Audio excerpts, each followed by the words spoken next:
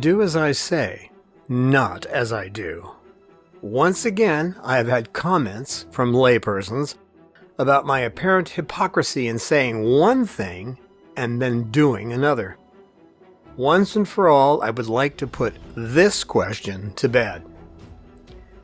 At Grammarist.com, this phrase as defined as, do as I say, not as I do, is a proverb.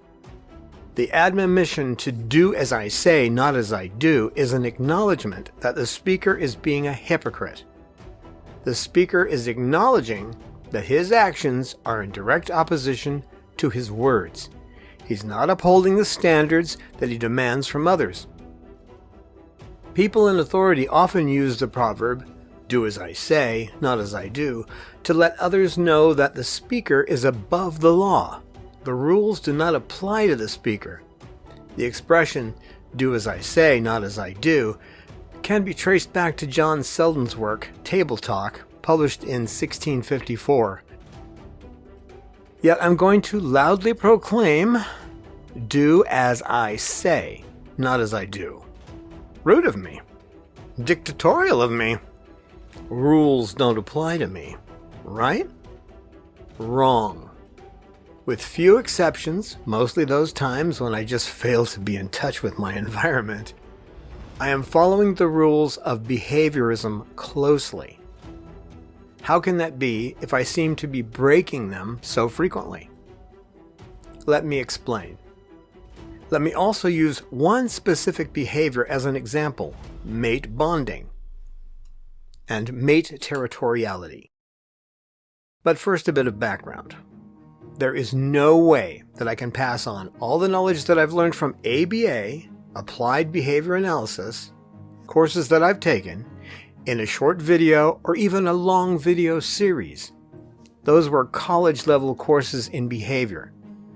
Nor can I pass on everything that I've learned from applying the concepts that I learned from those courses, even in a 500-page book.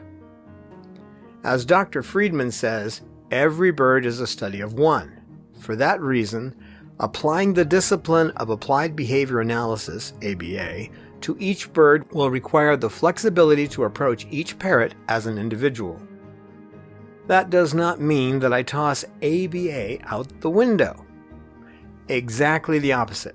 What I must do is carefully observe their behavior and tailor my approach to both the needs of the species and the needs of that particular bird, and the constantly shifting patterns of behavior those birds exhibit.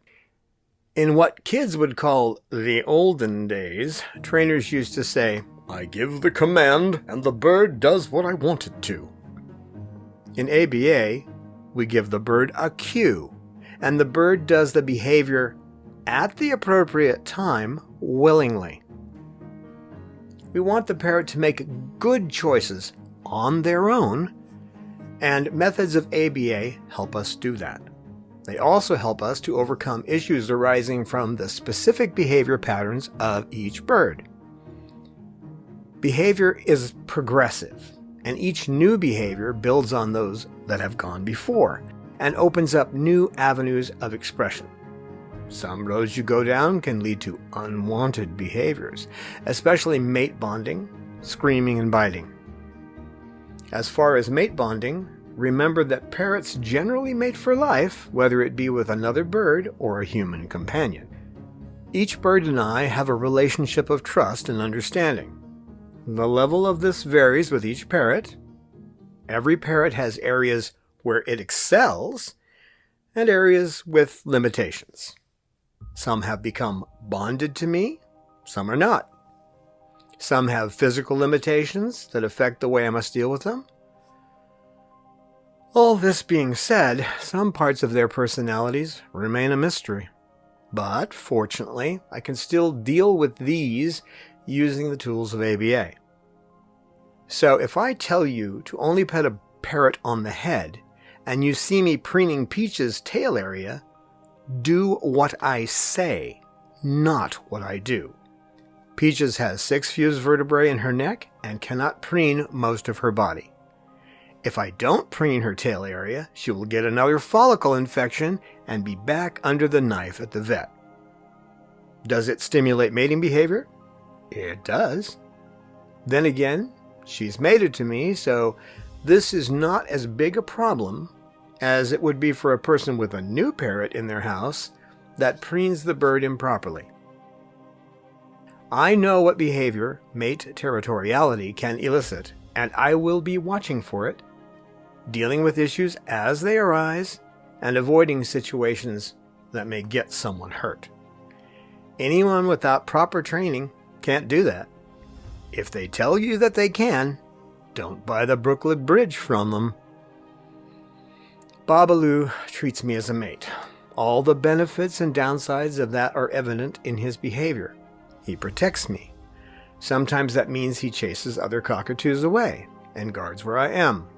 Rarely he will lunge at a human he sees as a threat. His always on guard frame of mind keeps me always on guard to protect others from his mate territorial behavior. Think of it this way, even though parrot behavior cannot be directly compared to human. A man approaches another man's wife and makes a pass at her at a bar. What is something similar in Babaloo's world? You walk up, smile at me, and reach out to shake my hand. Or perhaps you tap me on the shoulder. So Babaloo is fine at Renaissance fairs, being handled by kids. But when a big and tall man bumped into me, I had to pull Babaloo away quickly because he was aiming for the oblivious man's eyes and on the move. When Sugar fluffs up like a puffer fish, most people remark, "How cute she is." Cute? Yes, as cute as a rattlesnake coiled and ready to strike. And her warning growls seem quite endearing to most people who hear them. Little do they know, you must not steal my precious. It's like a game of chess. Every move you make with a bird opens a whole new game board of potential moves. If you are untrained, when you are playing the behavior game with a parrot, you might get lucky and make a few good moves. The problem is that you don't actually know the rules. Some of those rules are innate, built into the strategy of the parrot. Some have been learned by interacting with the world around them, and some are due to physical issues or differences between parrots. A few good moves against a grandmaster cockatoo won't stop you from being checkmated. I don't claim to know all the rules, just enough to get by, and after years of study and practice. So when I say, do as I say, not as I do, I am laying down the basic rules of the behavior game for you. Don't pet the bird below the neck. Don't encourage nesting. Pet a bird for 5 minutes or less at a time. These are a few of the basic rules to avoid mate territoriality. And other things. Believe me, if I could use the Krell mind-expanding machine from the movie to give you all the knowledge I have, I would do it. Even in the face of being stalked by the monster from the id. Remain ignorant of the rules at your own peril. A parrot will defend its mate to the death. Personally, I have 4 birds mated to me: Sugar, Peaches, Babaloo, and Lucy. Why? All of them received intense attention because they have severe problems. So I had to ignore the basic rules of the game and move to more advanced and subtle ways of dealing with mate territoriality. Any one of those 4 wonderful birds could take a chunk out of you, or me, if you stumble in blindly and challenge them unknowingly. And everyone except Peaches could fly over to do it to you. Alfred Hitchcock might even be horror-struck. So, if you think you have all of this down just by gut instinct, give me your phone number. When alien invaders land on the planet, I will call you to be our Earth liaison with the Galactics bent on taking over the planet. I'm sure your gut reactions will keep us all from oblivion. Dead sure. As Carl Sagan said, but I try not to think with my gut. If I'm serious about understanding the world, thinking with anything besides my brain, as tempting as that might be, is likely to get me into trouble. That's from Carl Sagan's book, Demon Haunted World, Science as a Candle in the Dark. If you haven't read it, or listened to the audiobook, I highly recommend it. When I give you pointers on the Behavior Basics game, do as I say, not as I do. And if there is any way you can learn more about the species, reward training, and applied behavior analysis, it is in your best interest to do so, for the safety and happiness of you, your parrot, and your family.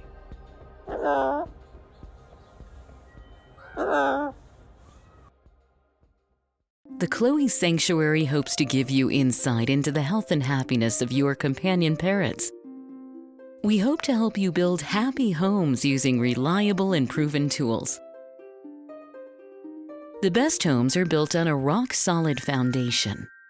And the best foundation for a happy home is the bedrock of science.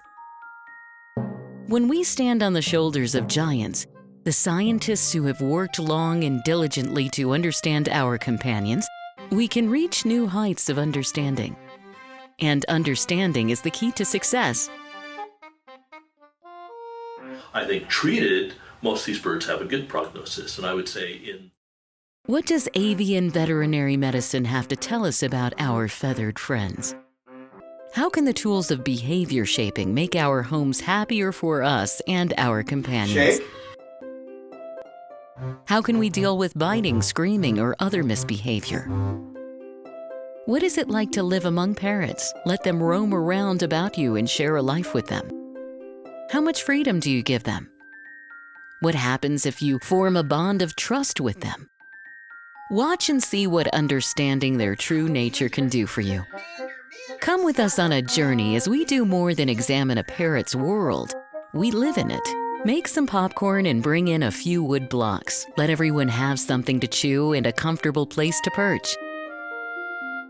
Cockatude is a presentation of the Chloe Sanctuary for Parrots and Cockatoos, a nonprofit charity dedicated to the empowerment of captive parrots and public awareness.